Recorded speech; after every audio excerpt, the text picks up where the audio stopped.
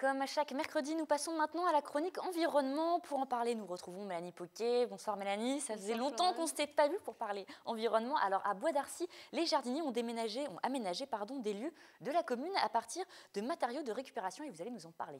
Alors, cette démarche, elle s'inscrit dans la politique environnementale de la commune.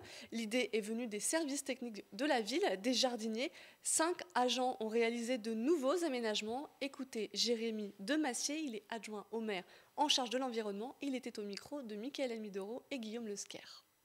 On ne fait plus venir d'entreprises extérieures pour la création de massifs. C'est directement les agents qui proposent, donc avec des matériaux réutilisables, des plantes aussi. C'est arrivé qu'on ait des programmes sur des programmes immobiliers ou dans des rues, donc dans la ZAC de la Croix-Bonnet. Il y avait trop d'espèces, trop de plantes dans les massifs. Donc les jardiniers ont enlevé des plantes pour les mettre autre part en ville. Et les agents ont aussi réalisé des barrières. On va les voir sur les images. Elles sont construites à partir de tuteurs d'arbres qui ont été plantés sur la zone d'aménagement concerté de Bois d'Arcy.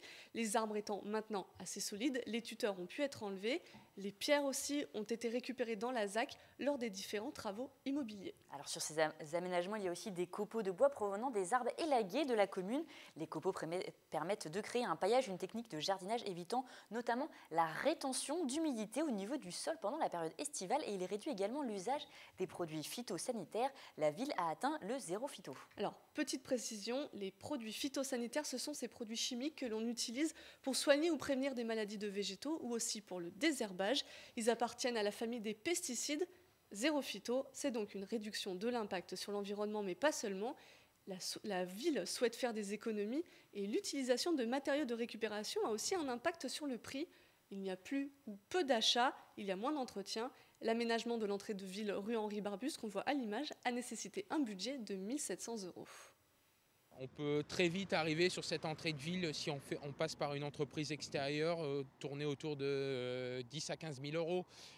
Les 1 700 € sont surtout du fait du ciment. Car quand on achète des pierres, on a fait des petits murets en pierre, il faut les maçonner, le temps passé par le menuisier, voilà, toutes ces petites, un peu de vivace qu'on a dû racheter parce qu'on n'a pas pu récupérer toutes les vivaces à la Croix-Bonnet, voilà, ces éléments-là. Le prochain aménagement, ce sera le square Calmette et Guérin sur l'avenue Paul-Vaillant-Couturier. Le COSEC, lui, qui est la zone sportive de la commune, verra bientôt des arbres fruitiers. Merci beaucoup Mélanie.